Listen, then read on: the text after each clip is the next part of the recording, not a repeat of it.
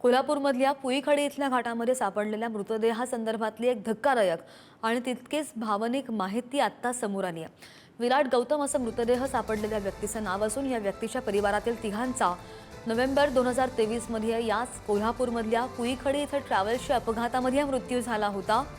विराट गौतम यांनी कुटुंबाशिवाय 2 वर्ष आयुष्य काढलं, मात्र तरीही त्यांचा विरह सहन न झाल्यानं शेवटी त्याने टोकाचं पाऊल उचललं। याच पुईखडी घाटामध्ये ज्या ठिकाणी बसचा अपघात झाला, कुटुंबातल्या तिघांचा मृत्यू झाला, त्याच ठिकाणी येऊन आपलं जीवन त्यानं संपवलंय। आज त्यांचा मृतदेह काही वाहनधारकांना दिसला, त्यानंतर काहींनी पोलिसांना माहिती दिली। त्यानंतर पोलिसांनी घटनास्थळी धाव घेतली, अधिकचा तपास सुरू केला। विराट गौतम हा मागील 2.5 वर्षांपासून विरहात होता।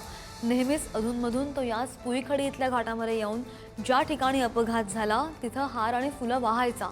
आत्महत्या करण्यापूर्वी याच घाटामध्ये 3 हार एका ठिकाणी पाहायला मिळाले।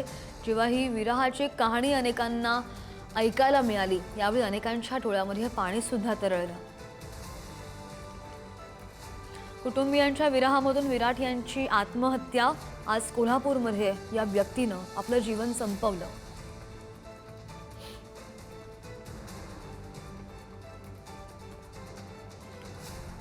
जगात काही लोक असे असतात की त्यांच्याशिवाय जगणं अशक्य असतं।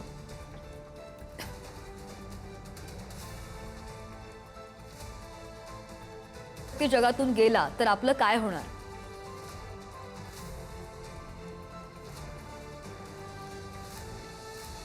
कुटुंबियांच्या विरहातून विराट यांची आत्महत्या। असं वाटतं की एखादा व्यक्ती जगातून गेला तर आपलं काय होणार?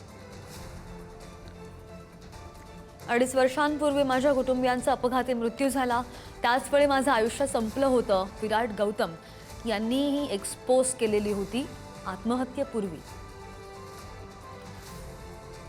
तरी सुद्धा नीलू, रशिका, शर्विल यांच्याशिवाय मी 2.5 वर्ष कसा जगलो हे कळलंच नाही।